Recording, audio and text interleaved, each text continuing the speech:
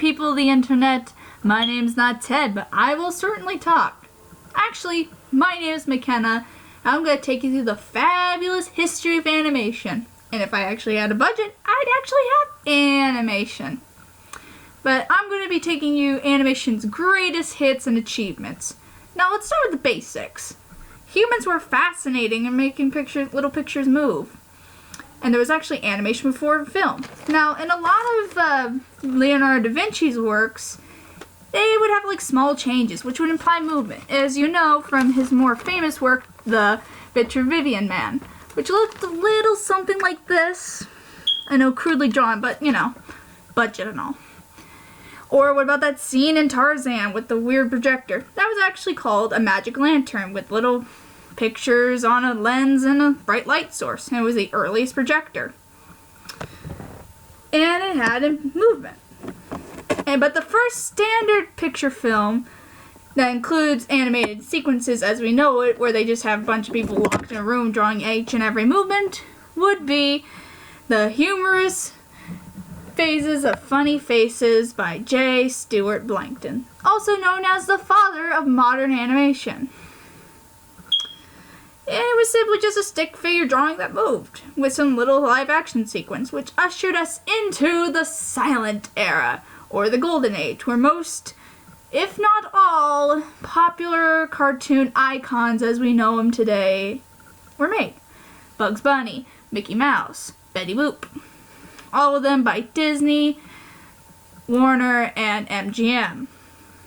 It was also when Steamboat Willie was made. You know, and if you don't know what Steamboat Willie was made, it's always that little cartoon that's made at the beginning of every Disney movie that you see. Yeah. And the reason that's why that's so important is because that was the first animation with sound imprinted on the film. Interesting, I know. But the first animated feature film was Snow White and the Seven Dwarfs, which earned many an award and a cameo in Gremlins. If you don't know what Gremlins is, I guess I'm the only nerd that remembers them. Anywho,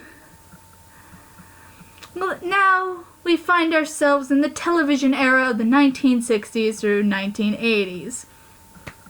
That was when animation was categorized by a very limited art style. And it was the birth of the first prime-time television animation, the Flintstones, for they truly were a modern Stone Age family. I mean, they were so modern, they had cigarette ads. And I'm not kidding about that. That was legit. It was messed up. But what are you going to do? It was a different time. And by the mid-80s, the Disney Channel and Nickelodeon, they were everywhere. And by 1992, Cartoon Network had opened in response to Nickelodeon at the time was moving away from animation. And then, now we find ourselves in the era we are in now. The modern animation era, or as I like to call it, the whoa technology era. For this is when we were starting to really experiment with animation and computers.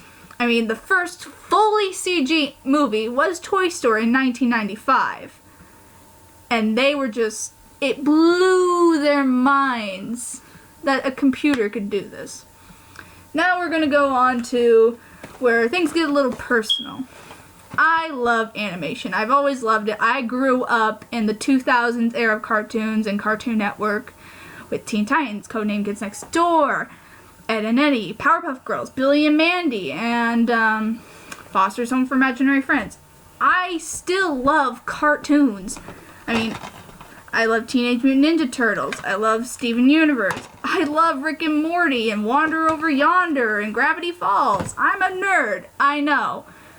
And the reason I chose this topic was because I love animation, as I said, and I wish to pursue a career in it.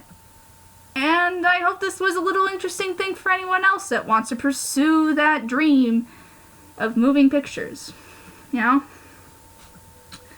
So this has been my TED Talks and my slight little nerding out.